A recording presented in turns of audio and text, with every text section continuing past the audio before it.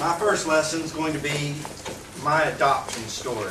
Вот первый наш урок, который я буду преподавать, я расскажу вам про то, как я усыновлял детей. I want you to kind of see how God works through my story and through my life to adopt the children that I've got. И вот я бы хотела, чтобы вы увидели, как Господь использовал мою историю, мою жизнь для того, чтобы помочь тем детям, которых я усыновил. Let's start off with James 1:27. Can somebody read that? Давайте откроем сначала Якова, 1 главу, 27 стих. Прочитайте, пожалуйста, кто-нибудь этот стих. Чистое и непорочное благочестие пред Богом и Отцом есть то, чтобы презирать сирот и вдов в их скорбях и хранить себя неоскверненным от мира. In this lesson, I want you to kind of see through my adoption story the struggles, the rewards, and the glimpse of God's hand at work. И вот я бы хотела, чтобы вы увидели ту историю усыновления, с которой мы столкнулись, с теми проблемами, с которыми мы столкнулись, но при этом славу Божью, которая сопутствовала всему этому. I'll start off with introducing you to my wife. Хочу вас сначала познакомить со своей женой. This is my wife. We've been married 22 years. Это моя жена. Мы женаты уже 22 года. And this is my family. А это моя семья. My wife and I got married in May of 1994. Мы с женой поженились в мае 1994 года. And waited 5 years before we had our first child. И вот первый наш ребенок родился у нас только через 5 лет. I'll introduce each of these children to you as I tell you their story. И я расскажу вам про каждого из этих детей, когда буду рассказывать вам историю. This first child Первый ребенок. is Nathan Riley Craig. Зовут его Нейтан Райли Крейг. He is my only natural born son. Это мой единственный собственный сын. He was born in April 17th of 2000. Родился он 17 апреля 2000 года. A year and a half after him, we tried to have a second child. Через 1,5 года после него мы попытались завести еще одного ребенка. At the same time, we were going to a little congregation with couples that were doing foster care. Ну и в то же время мы посещали общину, которая занималась усыновлением и также домами-интернатами, точнее, интернатами домашнего типа. Foster care in the States is a government agency that takes children away from a family.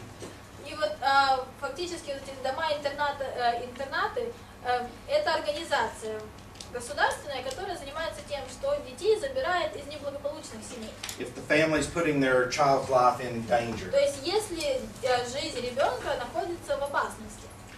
If the parents after a year fail to comply with cleaning up their lives, the children are put up for adoption. И вот если на протяжении 1,5 лет родители не исправляются, не пытаются вернуть себе ребенка, то тогда ребенка уже отдают на усыновление.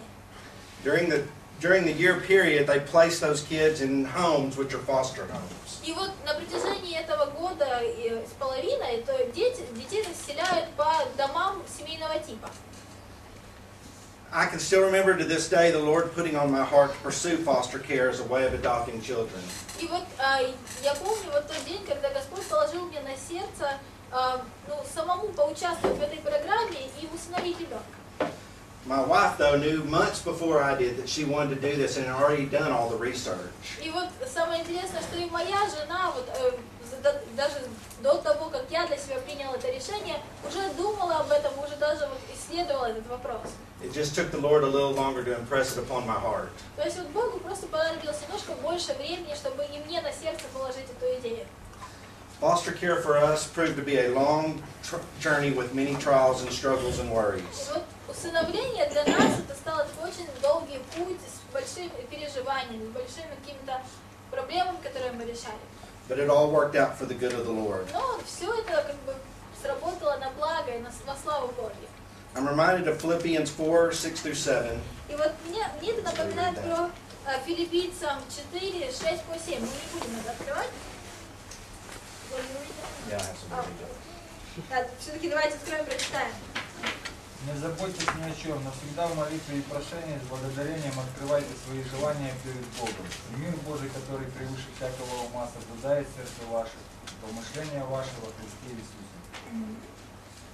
It took a lot of patience and prayer and peace from the Lord to do the work that was to take place. То есть для нас, чтобы выполнить ту работу, которая должна была произойти, нам нужно было очень много молитв, очень много терпения, очень много потерь от Господа. When you do foster care, you have to go through 6 weeks of training. То есть, когда вот ты планируешь заняться детским домом семейного типа, то нужно пройти подготовку на протяжении 6 недель. Right after we completed our training, my wife got pregnant. И вот сразу после того, как мы закончили вот эту подготовку, моя жена забеременела. We thought this might put on hold our foster care plans, И мы думали, что придется немножечко отложить эту идею с усыновления. but 5 weeks later, we lost the child to a miscarriage. Но через 5 недель жена потеряла ребенка, то есть был выкидыш. She was then diagnosed with a blood disease and told not to have any more И children. вот потом у нее нашли заболевание крови и сказали, что ей не стоит заводить больше детей. This actually further strengthened our conviction that foster care and adoption was our path. И вот на самом деле это еще больше утвердило нас в той идее, в той мысли о том, что мы должны заниматься именно домами-интернатами или усыновлять детей. Our first long-term placement was a 9-month-old boy named Spencer.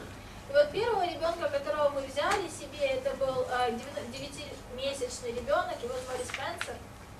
He was taken from his mom after a high-speed chase in a stolen van. И его забрали у матери после того, как вот она участвовала, она угнала, по всей видимости, машину, и вот долго ее пытались словить. His mom was an IV drug user. Причем мама сидела на игле, When he was picked up, he was malnourished. и вот когда ребенка у нее забрали, то он был, он не доедал, то есть он был голодным. He'd been strapped in a car seat so long the back of his head was flat. И вот он настолько долго сидел в машине, то есть он был пристегнут ремнем безопасности, что у него даже вот голова немножко примялась. And the mom was reusing soiled diapers on him. И мама снова и снова использовала одни и те же подгузники, то есть памперсы в этом случае. In foster care, for the year that they're in there, the parents have the right to have visitation with their children. И вот это, по всей видимости, это больше приют, да? В приюте родители могут приходить и навещать своих детей в протяжении года, пока они там. And during these visitations, I always had to remember Proverbs 3:5. И вот, когда происходили вот такие визиты, то мне всегда приходилось в голове держать притчи 3:5. Прочитайте, пожалуйста, если можете и хотите. Надейся на Господа всем сердцем твоим и не полагайся на разум твой. When a child gets placed in your home, you quickly become attached. Когда ребенок попадает в ваш дом, вы очень быстро к нему привыкаете. And it became very hard for us to send them to their parents to visit. И нам было очень сложно его отпускать к его родителям, чтобы он проводил с ними время. Because a lot of times these parents were just visiting because they had to and didn't care for them. Потому что очень часто родители приходили на вот такие свидания просто потому, что они должны были приходить, но на самом деле особо не заботились о детях. But we always prayed and trust the Lord would do what would work out best for the child. Но мы всегда молились, мы всегда доверяли Богу в том, что Он сделает то, что для ребенка будет самое лучшее. After a year, nearly a year of him being in our home, we adopted him. Вот через год после того, как он побыл с нами, в нашей семье, мы его усыновили. In May 2005. В мае 2005 года. He is a normal young man Ну и вот сейчас он уже обыкновенный подросток. that is highly intelligent and athletic. Очень умный, очень спортивный. The second child we received Второй ребенок, с которым мы работали, was a 7-month-old girl это 7-месячная девочка. named Caitlin, Звали ее Кейтлин. just 4 months after receiving Spencer. Ну вот мы ее взяли буквально через 4 месяца после того, как мы взяли Спенсера. Her parents were neglecting her needs while smoking marijuana and huffing paint. И ее родители, они курили марихуану и нюхали клей, ну или краску. All while in the same room with her. Ну и фактически все это происходило, пока ребенок был вместе с ними. Her dad was a violent and drug user. Но папа ее был уже такой заядлый наркоман. him also being violent, he drug out the adoption process for her for 2 years just trying to prove he could win.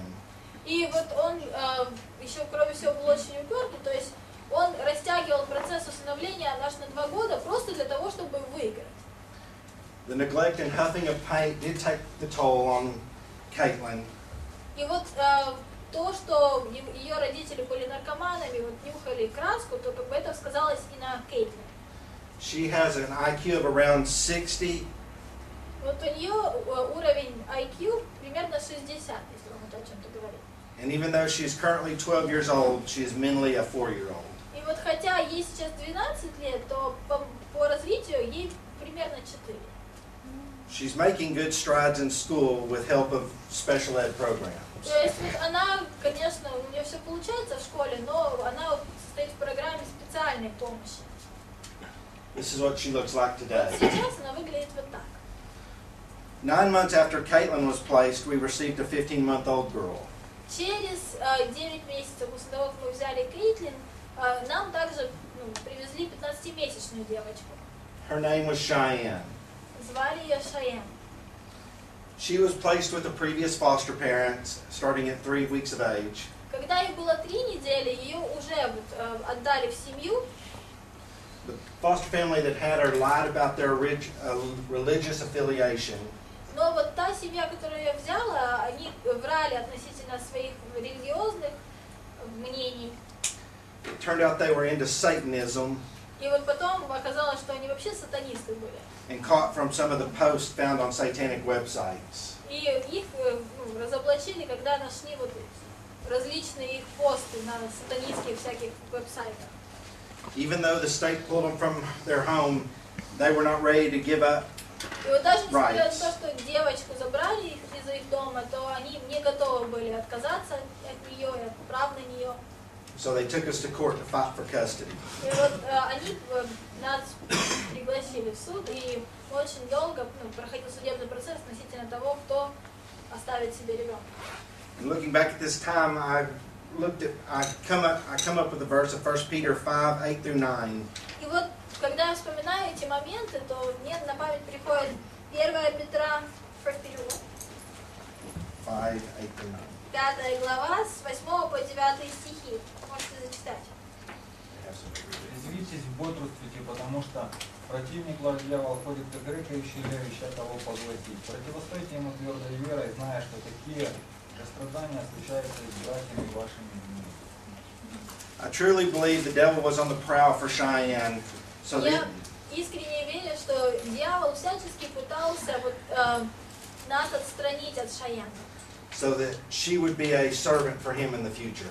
Для того, чтобы в конце концов она стала его поклонницей в будущем.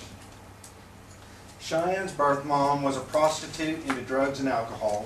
И мама Шайен, то есть биологическая мама, была проституткой, также занималась наркотиками и выпивала очень сильно. She was drinking heavily while pregnant with Cheyenne, И вот, будучи беременной, она пила, причем очень много пила. which resulted in her having fetal alcohol syndrome.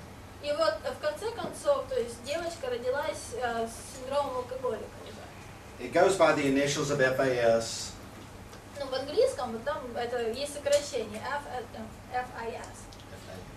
FAS is a lifelong problem И вот эта проблема у ребенка сохраняется на протяжении всей жизни. that can present with many different problems throughout the person's life. Ну и потом вот она в результате ее появляются и другие проблемы.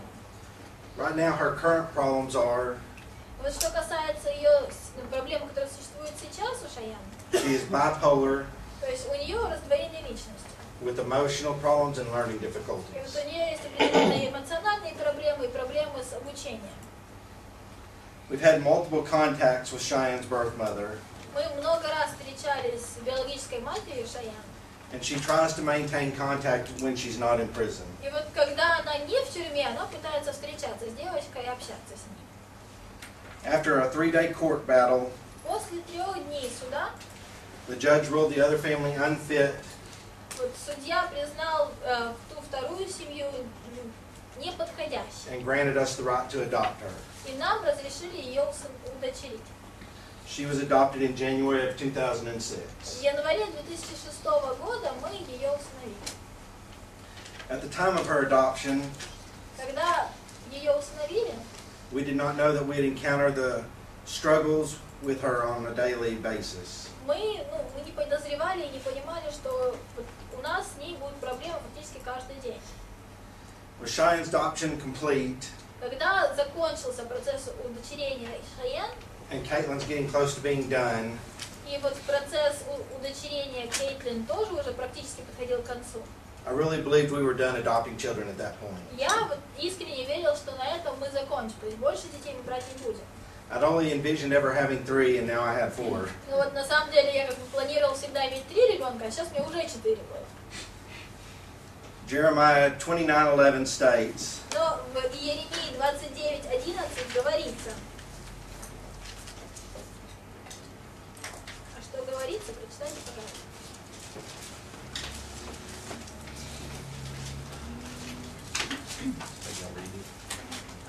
Но только я знаю намерения, которые имею у вас, говорит Господь. Намерения во благо, а не на зло, чтобы дать вам будущность и надежду.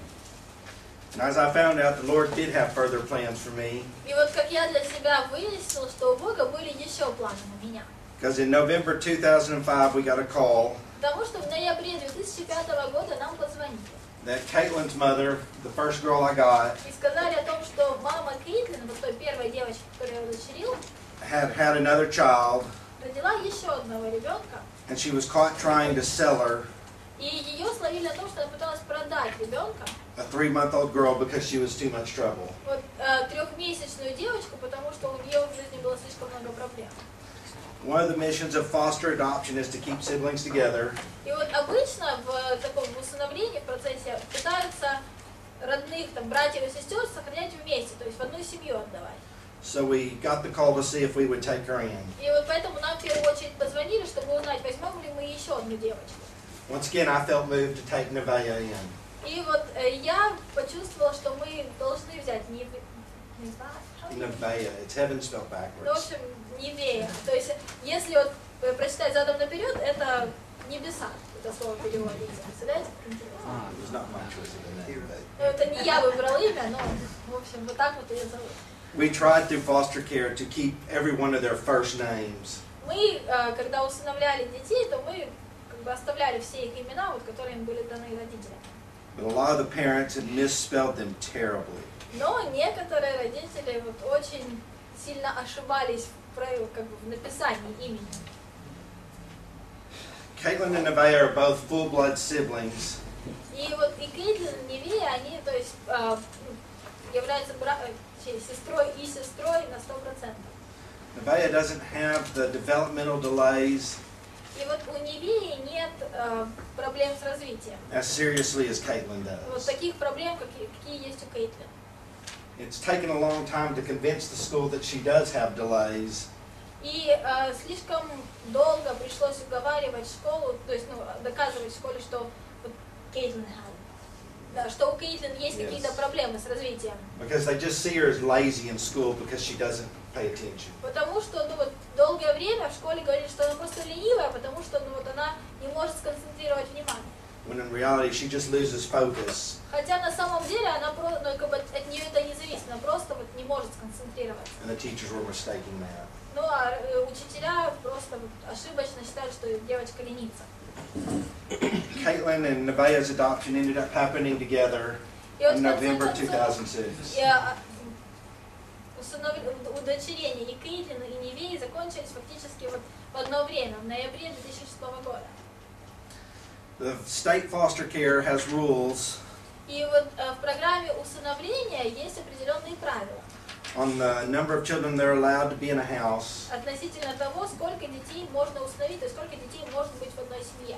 based on room size. Вот исходя из количества комнат, из размера комнат. In the house we currently lived in, В тот момент мы жили в доме, we only legally had room for 5 children. где мы могли себе позволить усыновить не более 5 детей. This time I truly felt we were done. И вот на этом этапе я уже был абсолютно уверен, что на этом все закончится.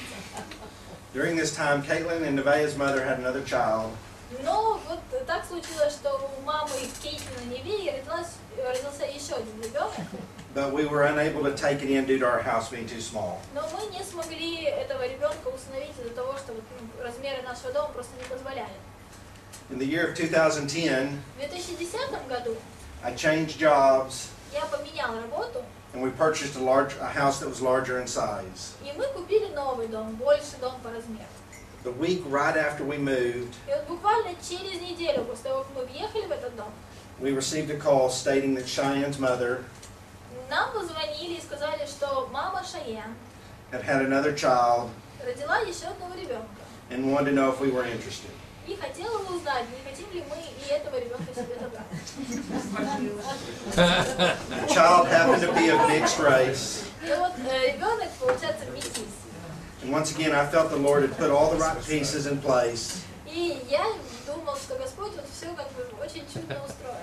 for us to adopt our final child. В том, чтобы мы усыновили этого нашего последнего ребенка. Jonathan was born in prison Джонатан родился в тюрьме. and temporarily placed it with a foster home until we could get recertified. И вот его временно поместили в интернат семейного типа, пока мы не получим новое разрешение. We had been out of foster care for 2 years when they called us. И вот примерно 2 года мы уже не участвовали в программе усыновления, когда позвонили нам. So our certification had lapsed. То есть получается, что у нас вот это разрешение на усыновление уже закончилось к тому моменту. So that's the reason for getting recertified. Именно поэтому нам нужно было получить новое разрешение. Certification usually takes 6 weeks. Обычно на получение разрешения уходит примерно 6 недель. We amazingly got it done in just 2 weeks. Но вот удивительно, как нам дали его буквально за 2 недели. That just really continued to show us the Lord's hand in moving this along. Ну и вот мы снова и снова увидели руку Господню в том, как продвигались все эти события. Amen. We brought Jonathan home in October of 2010.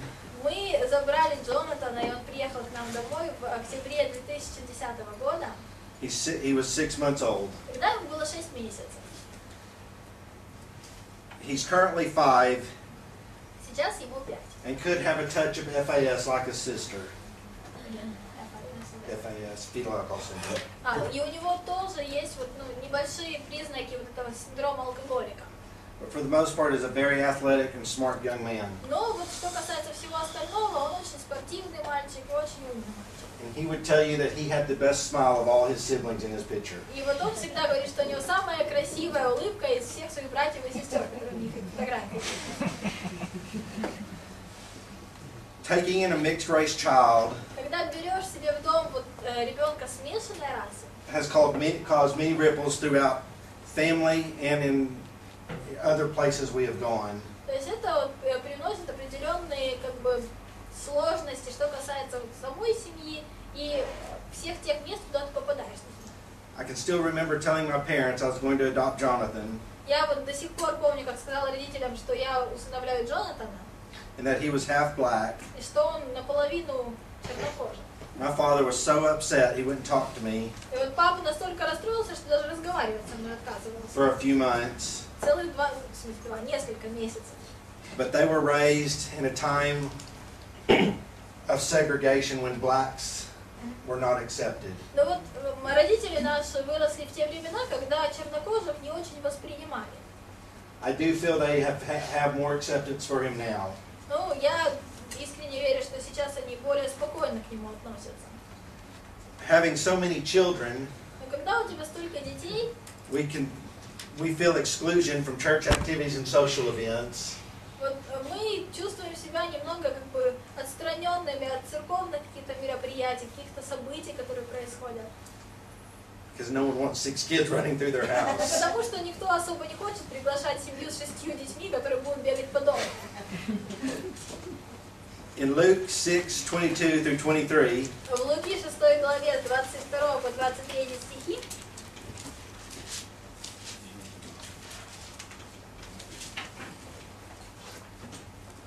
Блаженны вы, когда возненавидят вас люди, когда отлучат вас и будут поносить, принесут имя ваше, как бесчестное за Сына Человеческого. Возрадуйтесь в тот день и возвеселитесь, ибо велика вам награда на небесах. Так поступали с пророками отцов. when my wife and I took up the charge of adopting children, Когда мы с женой взяли на себя вот такое служение, как усыновлять детей, we did not know what struggles it would include. мы не осознавали, какие вот это с собой приносит проблемы или испытания. What kept me going was I could see the Lord's hand at work in every part of the process. Но вот что заставляло меня продолжать это служение, это то, что я видела руку Господню вот на каждом этапе этого процесса. From the first child that was placed to the last one adopted. От первого ребенка, которого мы взяли, до последнего, которого мы усыновили. One way this was apparent to us is the rate of adoption in foster care system is less than 50%.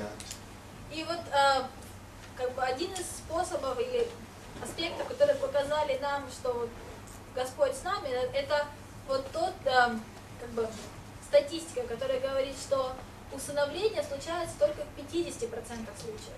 And we were blessed to adopt every child that was placed in our home. А мы усыновили вот каждого ребенка, которого нам отдавали на усыновление. Taking in orphans for adoption or just for caring for them for a while Ты всегда берешь интернатовца для того, чтобы его усыновить или просто позаботиться о нем какое-то время. is always going to have its ups and downs То есть всегда вот несет с собой как какие-то позитивные моменты, так и какой-то негатив. and can be financially draining. И вот что касается финансовой ситуации, то это, конечно же, тебя истощает. But Hebrews 13:16 states, Но в Евреях 13:16, yes, в Евреям 13:16 говорится, что говорится, почитайте. Не забывайте также благотворения и общительности, ибо таковы жертвы благоугодны Богу. taking care of orphans can be a sacrifice, То есть заботиться об детях, которые не имеют родителей, это жертва. This here is the last picture that we took with all the kids in the final adoption. И вот эта фотография была сделана со всеми нашими детьми, на последнем усыновлении нашем.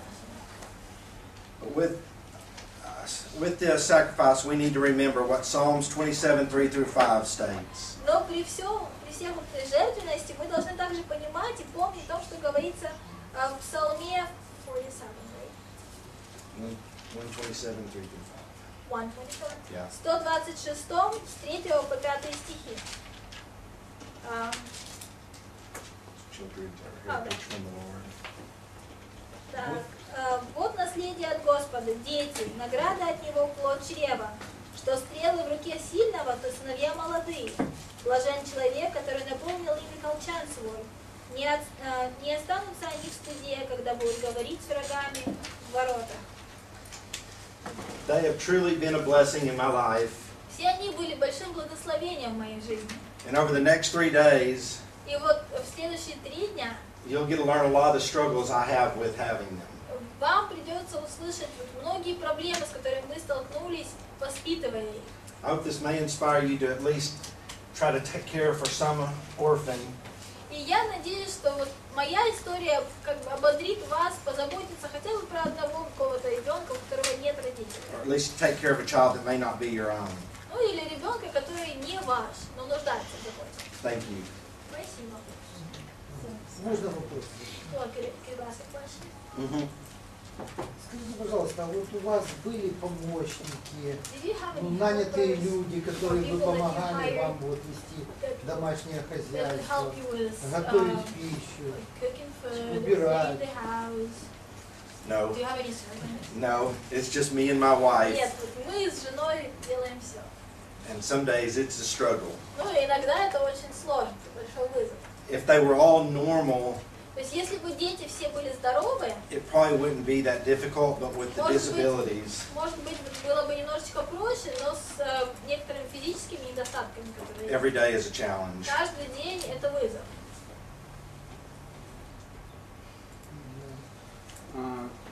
Для вас, для вашей семьи, ключевым моментом того, что вы решили усыновлять, было то, что вы не имеете возможность уже иметь следующего ребенка собственного? Well, for you, when you decided to adopt children, was the key point for this when you learned that you're not going to have any more children? No, me and my wife, after when we got married, always knew we wanted to adopt Нет, на самом some. деле мы с женой вот с самого дня нашей свадьбы мы уже решили, что мы хотим кого-то усыновить. We didn't know how we were going to adopt. То есть мы не знали, как это случится, как мы будем усыновлять. Adoption in the States cost anywhere from 20 to 30,000. Потому что усыновление в Штатах стоит от 20 до 30 тысяч. So, and foster care was an extremely cheap way to adopt. И вот когда ты вступаешь в программу вот таких домов семейного типа, то как бы это гораздо дешевле усыновить ребенка. But with it, you run the risk that you don't get to keep the child. You only hold them for the time Но it takes. при этом вот есть риск того, что ты ребенка не сможешь усыновить, то есть тебе не отдадут его для усыновления. Ты просто с ним побудешь какое-то время и отдашь. For the parents to clean themselves up. Вот пока родители себя не приведут в порядок, если приведут.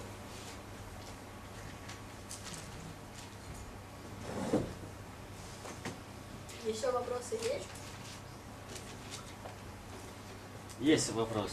А тяжело ли воспитывать шестерых детей? Is it hard to bring up 6 children? It's very hard.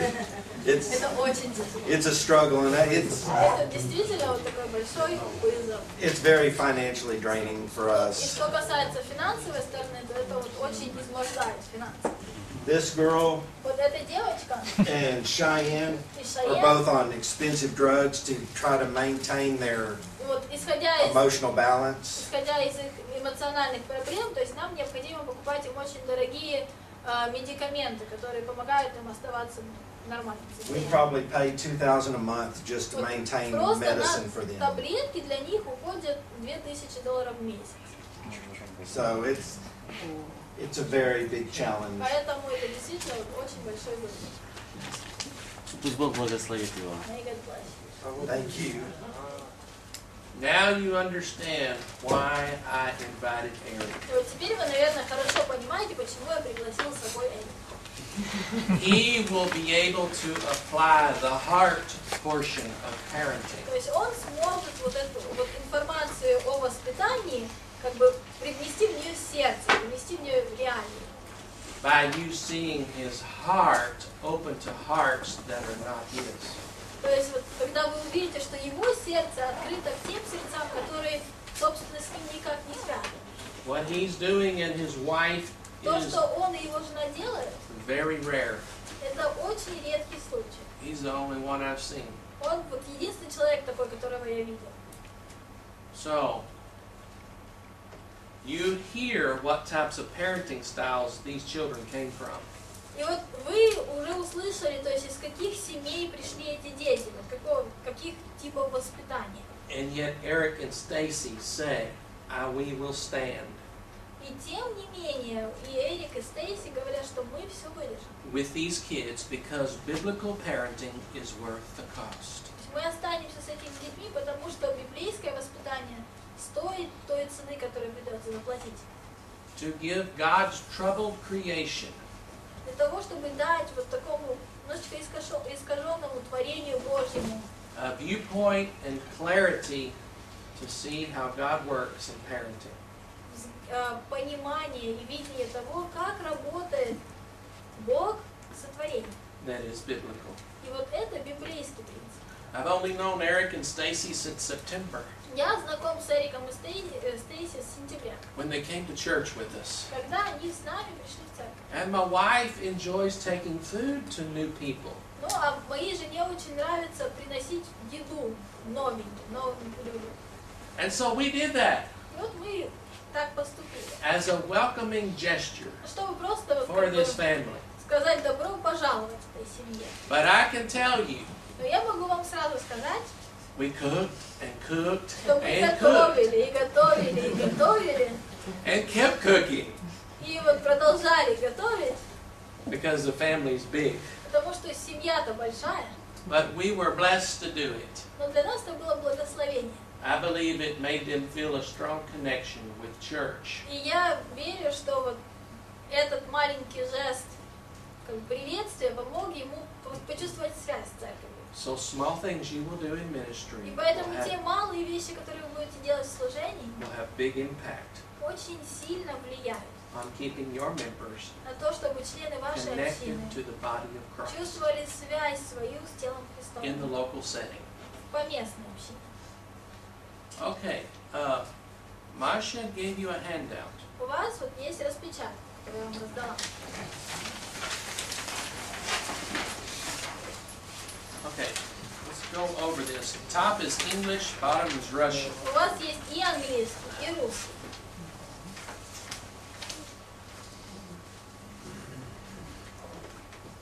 This chart was taken from a book Эта таблица взята из книги, that I read from a member in the Lord's church. которую я прочитала. Ее написал один из членов Церкви Божьей, Who is respected in churches of Christ in the United States. который пользуется большим уважением в церквях Христовых Соединенных Штатах. He was a professor at a Christian college. Он работал профессором в христианском колледже. I asked him for permission to print this and teach this. И вот я попросил его разрешения в том, чтобы распечатать и преподавать, исходя из вот And этой so, его информации. this is what we will teach you this week. И это как раз то, о чем мы будем с вами говорить на этой неделе. Okay, the one that we will look at today is called permissive. И вот сегодня модель, которую мы рассмотрим, это модель вседозволенности. So, at the top, these are the types of parenting styles that there are. То есть вот сверху написаны модели воспитания, которые существуют. A permissive parenting style. И вот первая модель это вседозволенность. Now, on the left of the column that's колонка, highlighted, которая выделена на английском, не выделена на русском. this is from the children's perspective. Это вот точка зрения ребенка. How they view the parents' philosophy in each of these four styles. То есть вот в каждой из моделей, как они рассматривают своих родителей. For example, Например,